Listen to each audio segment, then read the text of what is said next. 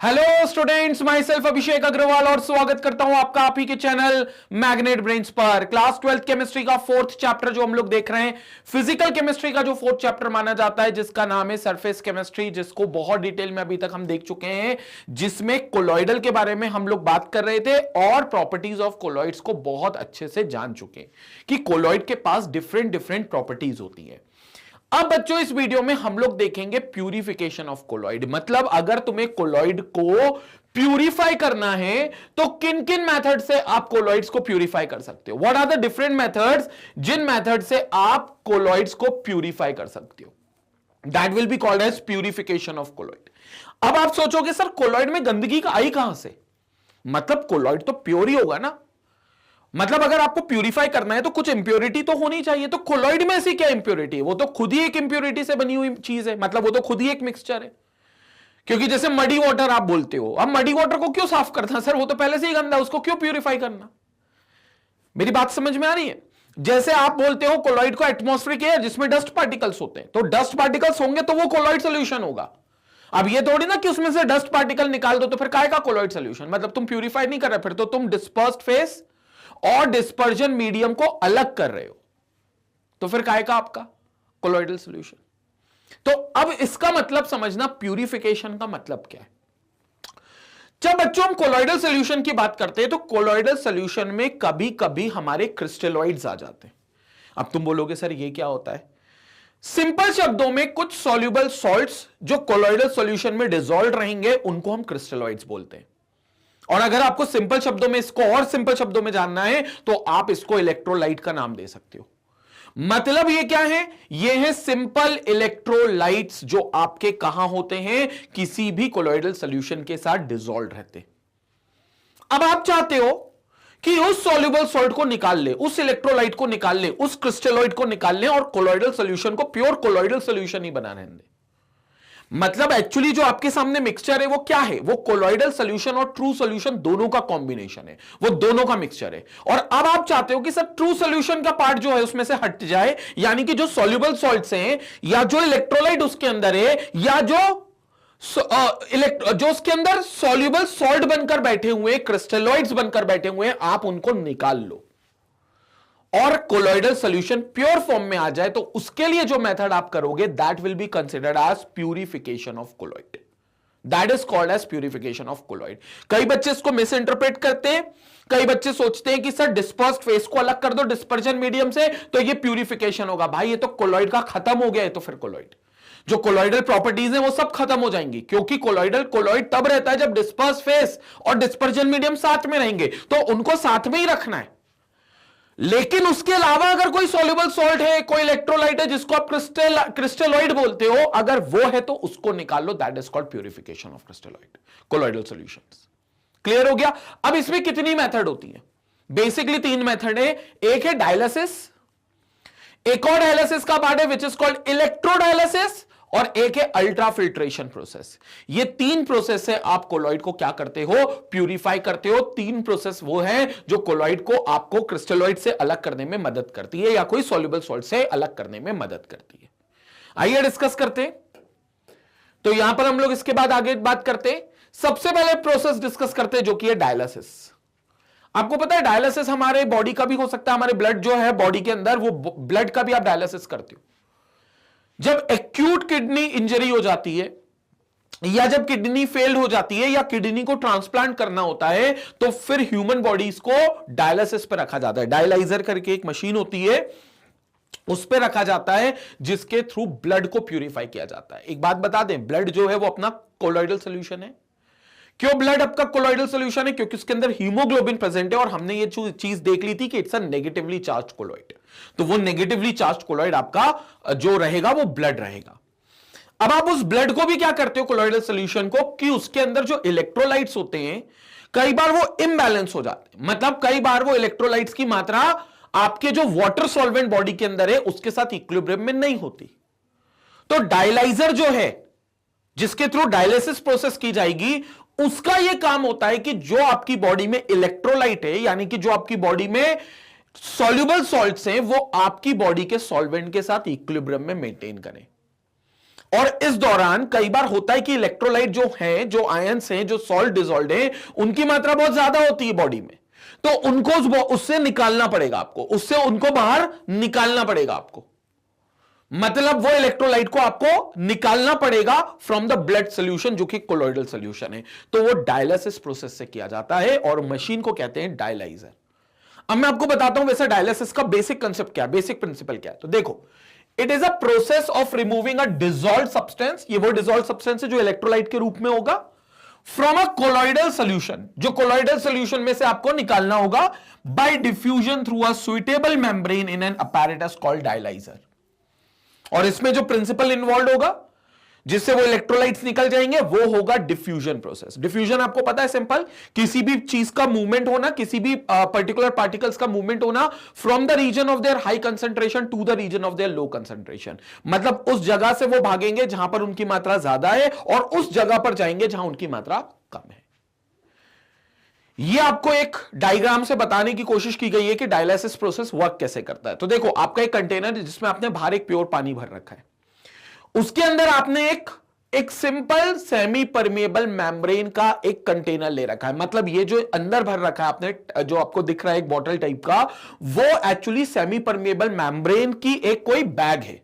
ये बेसिकली एक बैग होता है और इसकी जो वॉल्स होती हैं, they are semi permeable membrane. Semi permeable membrane मतलब आप समझ गए, ऐसी मेम्ब्रेन जो ऑर्गेनिक चीजों से बनी हो और दूसरी बात जिसके अंदर छोटे छोटे से पोर्स हो जिसमें कोई पर्टिकुलर पार्टिकल मूव कर सके, प्रिसाइसली सॉल्वेंट पार्टिकल। ठीक है, तो इसके अंदर हम वो कोलॉइडल सॉल्यूशन भर देंगे, इस बैग के अंदर वो कोलॉइडल सॉल्यूशन भर देंगे जिसको तुम्हें प्योर करना है। तो इसके अंदर कोलॉइडल सॉल्यूशन भर जाएगा, that is the sol particles, and this sol particles also contain certain crystalloids. तो आपको जो येलो कलर के छोटे छोटे पार्टिकल्स दिख रहे हैं, दे आर क्रिस्टलॉइड्स। मतलब ये वो डिसॉल्व्ड सॉल्ट्स है या वो ये इलेक्ट्रोलाइट है जो इस कोलॉइडल सॉल्यूशन के साथ मिक्स है।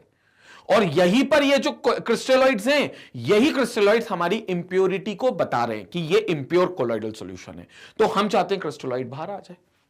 तो क्या होगा, चूंकि क्रिस्टलॉइड का जो साइज होगा पार्टिकल का, वो ट्रू सॉल्यूशन के साइज के बराबर होगा, क्योंकि ट्रू सॉल्यूशन के ही पार्ट है इलेक्ट्रोलाइट, जो है ट्रू सॉल्यूशन ही फॉर्म करता है। तो इसका जो साइज होगा वो ट्रू सॉल्यूशन के रेंज का होगा। तो वो इस सेमी परमेबल मेम्ब्रेन, ये जो ब्लैडर दिख रहे हैं, एनिमल ब्लैडर है या जो भी है आपका ये बैग, जिस किसी भी सेमी परमेबल मेम्ब्रेन से बनाओ, उसमें से ये सारे क्रिस्टलॉइड्स बाहर निकल जाएंगे। कोलॉइडल पार्टिकल नहीं निकलेंगे, क्योंकि कोलॉइडल पार्टिकल का जो साइज है वो बड़ा साइज है। तो कोलॉइडल पार्टिकल आपका बाहर नहीं निकलेगा, लेकिन जो बाहर निकलेगा वो क्रिस्टलॉइड आपका बाहर निकलेगा। तो वो क्रिस्टलॉइड जैसे बाहर निकलेगा, तो जैसे ही हम लोग देखेंगे तो वाटर जो होता जाएगा वो आपका वाटर और क्रिस्टलॉइड, यहां से हम वाटर सर्कुलेट कराते जाएंगे और वाटर प्लस क्रिस्टलॉइड को यहां से बाहर निकालते जाएंगे। This is a membrane which is called a dialysing membrane, which is basically a semi permeable membrane. So देखो, a bag of suitable membrane like animal bladder, a bag of suitable membrane like animal bladder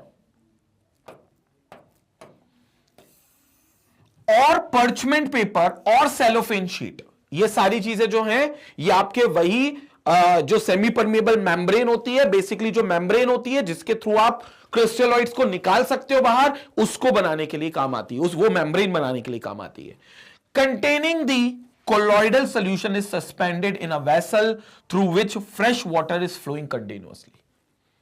ये एक vessel में रखा है इस bladder को, जिसके अंदर कोलॉइडल सॉल्यूशन है, इंप्योर कोलॉइडल सॉल्यूशन है, और वाटर को कंटिन्यूअसली हम क्या करते जा रहे हैं, फ्लो करते जा रहे हैं। क्यों? क्योंकि नया आपका क्रिस्टलॉइड आएगा बाहर। तो अगर वहां पानी आप चेंज नहीं करोगे तो क्या होगा, एक टाइम आएगा जब बाहर जो क्रिस्टलॉइड है उसका कंसंट्रेशन ज्यादा हो जाएगा, तो फिर अंदर से बाहर की तरफ क्रिस्टलॉइड मूव नहीं करेंगे, फिर बाहर से वापस अंदर की तरफ मूव कर जाएंगे। मेरी बात समझ में आ रही है? क्योंकि प्रोसेस डिफ्यूजन जो है बड़ा इंपॉर्टेंट प्रोसेस है। डिफ्यूजन सिंपल कहता है भैया क्रिस्टलॉइड वहां से भागेंगे जहां उनकी मात्रा ज्यादा है और वहां पर भागेंगे जहां उनकी मात्रा कम है।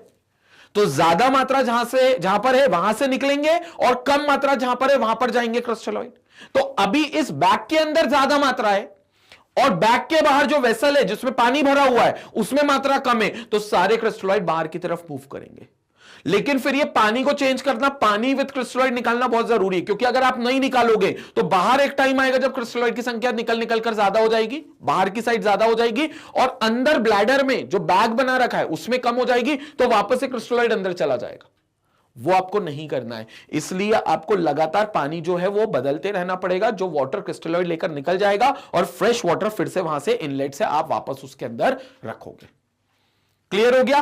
तो ये एक प्रोसेस है। अभी इसमें और बात करते हैं, तो पहले इसका स्क्रीनशॉट ले लो एक बार, फिर हम लोग इसके बाद और बात करते हैं। स्क्रीनशॉट लो आप।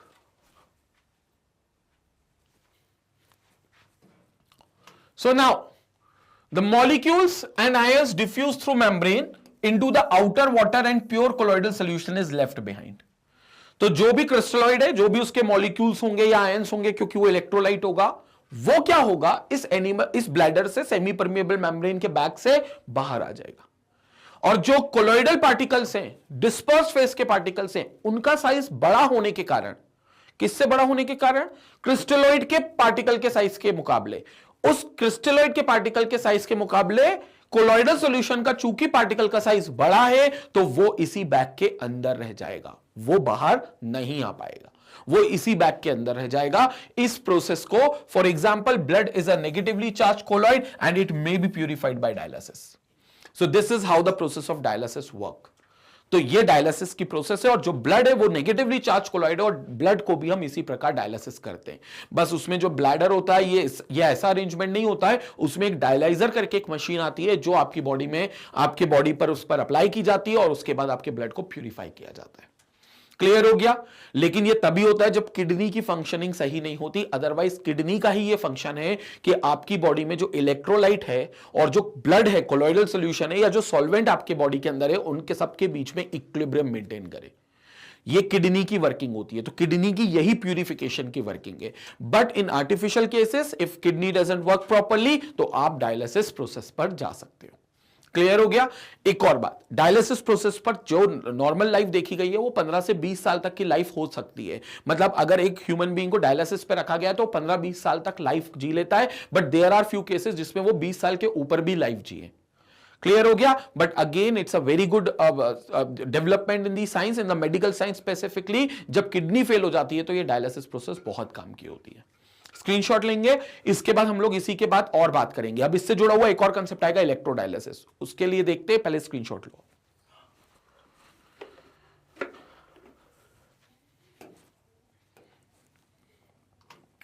नाउ इलेक्ट्रोडायलिसिस, जैसा कि नाम से समझ में आ रहा होगा, इलेक्ट्रिकल एनर्जी का इस्तेमाल करके डायलिसिस कर दो तो इलेक्ट्रोडायलिसिस होगा। अब देखो मेरी बात, यह जरूरी क्यों है?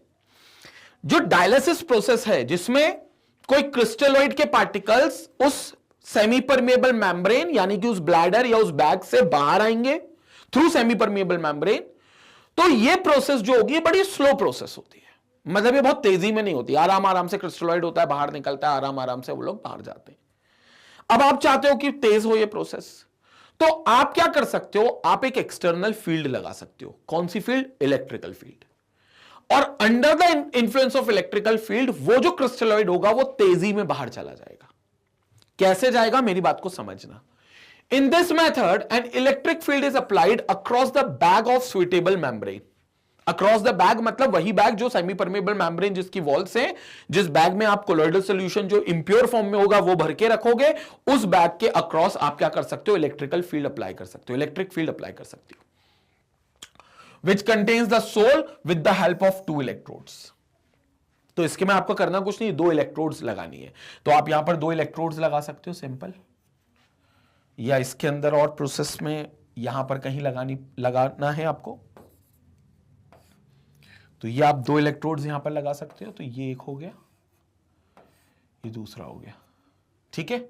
और इसको आपने बैटरी से पॉजिटिव नेगेटिव बैटरी से कनेक्ट कर दिया, तो this will be positive and this. One type of electrolyte is present as impurity in the colloid. और ये मेथड कब अप्लाई करोगे? जब सिर्फ एक ही टाइप का इलेक्ट्रोलाइट प्रेजेंट होगा किसी भी कोलॉइडल सॉल्यूशन के साथ। मतलब ऐसा नहीं होना चाहिए कि वहां पर एक से ज्यादा इलेक्ट्रोलाइटिक सॉल्यूशंस होंगे, सिर्फ एक ही इलेक्ट्रोलाइटिक सॉल्यूशन वहां पर होना चाहिए। अब क्या होगा? क्योंकि वो जो इलेक्ट्रोलाइट्स होंगे उनके ऊपर चार्जेस होंगे। मतलब वो जो इलेक्ट्रोलाइट्स होंगे वो बेसिकली सॉल्युबल सॉल्ट्स होते हैं, और सॉल्ट्स के पास आयंस होते हैं, कैटायन और एनायन। तो जैसे इलेक्ट्रिक फील्ड आएगी तो वो उनका जो मूवमेंट जो पहले से ही डिफ्यूजन के थ्रू हो रहा था, वो मूवमेंट और तेज हो जाएगा, और जैसे ही वो मूवमेंट तेज होगा तो जैसे ही इलेक्ट्रोलाइट्स जो होंगे वो जल्दी से उस बैग के बाहर आ जाएंगे सेमी परमेबल मेम्ब्रेन के थ्रू, और बाहर निकलकर वाटर प्लस क्रिस्टलॉइड के आउटलेट से वो निकल जाएंगे। जो कोलॉइडल सॉल्यूशन होगा वो इसी बैग में रह जाएगा। बस ये प्रोसेस क्या होगी, ये स्पीड अप कर देगी। तो इलेक्ट्रिकल एनर्जी यहां क्या करने वाली है, इस प्रोसेस को स्पीड अप कर देगी। तो जो प्रोसेस डिफ्यूजन का चल रहा था वो डिफ्यूजन की प्रोसेस में तेजी आ जाएगी, और इस प्रोसेस को इलेक्ट्रोडायलिसिस बोलते हैं। क्लियर हुआ? आप एक बार स्क्रीनशॉट ले लो, इसके बाद फिर हम लोग इस पे और आगे बात करते हैं। स्क्रीनशॉट लो।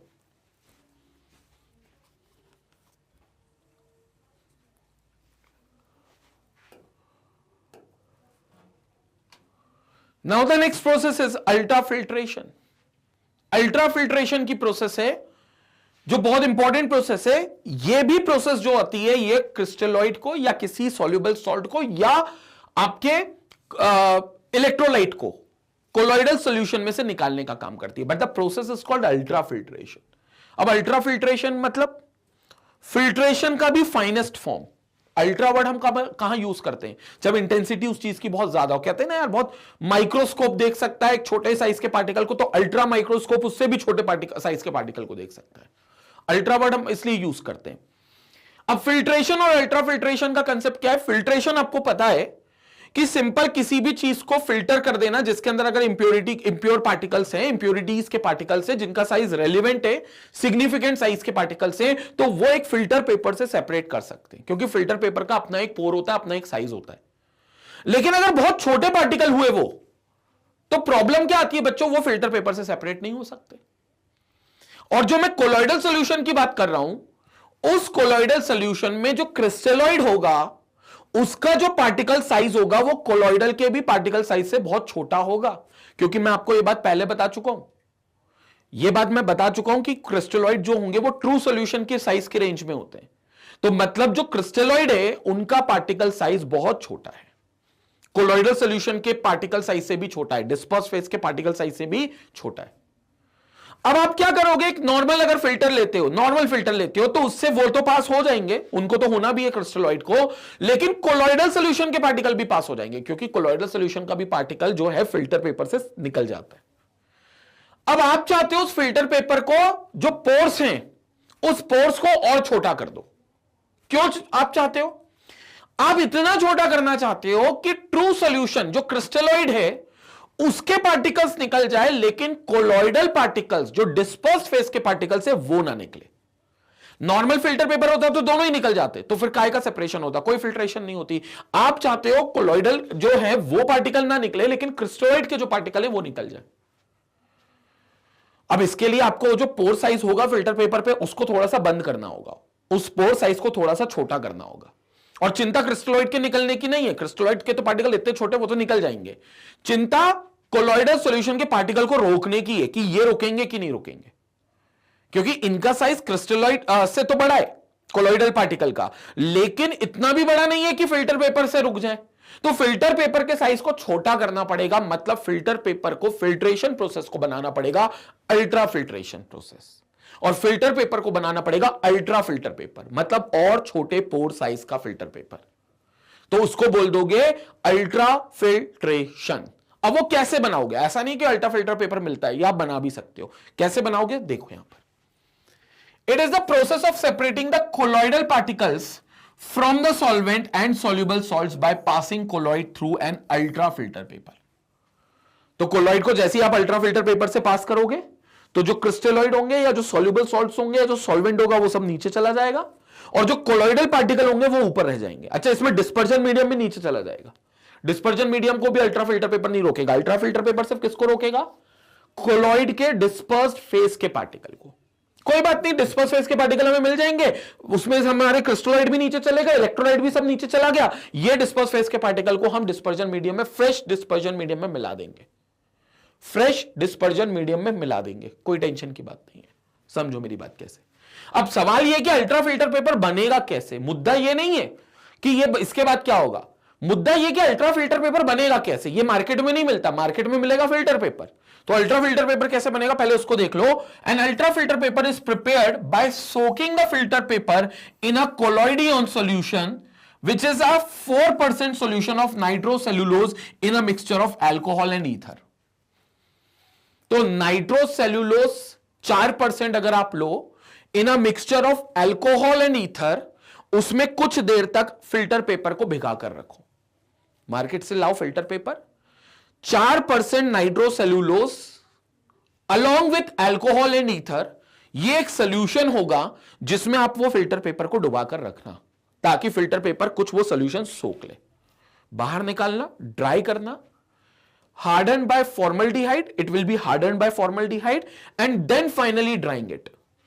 तो जैसी फाइनली उसको आप ड्राई करोगे, जैसी उसको सुखाओगे, तो उसके छोटे छोटे जो पोर्स थे पहले से वो और छोटे हो जाएंगे, और अब इतने छोटे हो जाएंगे कि जो डिस्पर्स्ड फेस के पार्टिकल हैं जो कि रिलेटिवली बड़े साइज के होते हैं वो रुक जाएंगे, मतलब वो स्पोर से पास नहीं होंगे, लेकिन डिस्पर्जन मीडियम पास हो जाएगा, इलेक्ट्रोलिटिक सॉल्यूशन के अंदर जो सॉल्युबल सॉल्ट्स हैं पास हो जाएंगे, या कह लो क्रिस्टलॉइड जो है वो पास हो जाएंगे, सिर्फ डिस्पर्जन मीडियम रुकेगा। क्या किया? सिंपल, फिल्टर पेपर लाए, एक सॉल्यूशन बनाया जिसमें 4% नाइट्रोसेल्यूलोज रखा along with alcohol and ether, और इसको हार्डन किया फॉर्मल्डिहाइड से, क्योंकि वो गल जाएगा तो आपको उसको हार्ड करना पड़ेगा पेपर को, इतनी देर तक सॉल्यूशन में भिगा कर रखोगे तो वो गल जाएगा, तो आपको उसको हार्ड करना पड़ेगा, which can be done by formaldehyde, और फिर फाइनली सुखाओगे तो वो एक अल्ट्रा फिल्टर पेपर होगा, क्योंकि उसके पोर्स के साइज बहुत छोटे हो जाएंगे, जिसमें डिस्पर्स्ड फेस के पार्टिकल पास नहीं होंगे, बाकी सब दुनियादारी की चीजें पास हो जाएंगी। ठीक है, अब इसके बाद अल्ट्रा फिल्ट्रेशन जो होगा वो बहुत ही स्लो प्रोसेस होगा, लेकिन तो आपके डिस्पर्स फेस के पार्टिकल्स तो निकल गए, सॉरी डिस्पर्स फेस के पार्टिकल्स रुक गए, बाकी सारी दुनियादारी चीज के सारी डिस्पर्जन मीडियम, इलेक्ट्रोलाइट, क्रिस्टलॉइड ये सब निकल गए, लेकिन सिर्फ डिस्पर्स फेस के पार्टिकल रह गए। हालांकि ये प्रोसेस बड़ी स्लो होगी, इसको आप तेज कर सकते हो बाय अप्लाइंग अ प्रेशर और suction which is used to speed up the process. तो प्रेशर या सक्शन आप लगाकर इस प्रोसेस को स्पीड अप कर सकते हो। उसके बाद the colloidal particles collected on the ultra filter paper are stirred with fresh dispersion medium. उसके बाद जो फिल्टर अल्ट्रा फिल्टर पेपर पर जो आपको डिस्पर्स फेस के पार्टिकल मिलेंगे, आप उसको लेकर जाना और उसको मिक्स कर देना किसी फ्रेश डिस्पर्जन मीडियम के साथ। डिस्पर्जन मीडियम तो कोई भी सॉल्वेंट हो सकता है, तो वो सॉल्वेंट के साथ आप उसको मिक्स कर देना ताकि आप वापस से कोलॉइडल सॉल्यूशन पा लो। लेकिन अब इस कोलॉइडल सॉल्यूशन में क्या खास बात है, ये प्योर कोलॉइडल सॉल्यूशन बन गया, जिसमें सिर्फ आपके डिस्पर्स फेस के पार्टिकल थे जो फिल्टर पेपर के ऊपर मिल गए थे, अल्ट्रा फिल्टर पेपर के ऊपर मिल गए थे, और अब फ्रेशली प्रिपेयर्ड आप डिस्पर्जन मीडियम लाए हो, उसके अंदर डिसॉल्व कर देना, आपका फ्रेश प्रिपेयर्ड कोलॉइडल सॉल्यूशन मिल जाएगा। अब इसके अंदर कोई इलेक्ट्रोलाइट नहीं है, कोई सॉल्युबल सॉल्ट नहीं है, कोई क्रिस्टलॉइड नहीं है, so it is finally stirred with fresh dispersion medium which is a solvent to get a pure colloid. So finally you will get a pure colloid. इस प्रोसेस को बोला जाता है कौन सी? Ultra filtration process. याद रखना, ये फिल्ट्रेशन का भी फिल्ट्रेशन है, एक तरीके से समझ लो। जैसे तुम चाय बनाते हो, कई लोग होंगे, मेरे को कमेंट सेक्शन में बताना कितने लोग चाय बनाना जानते हैं।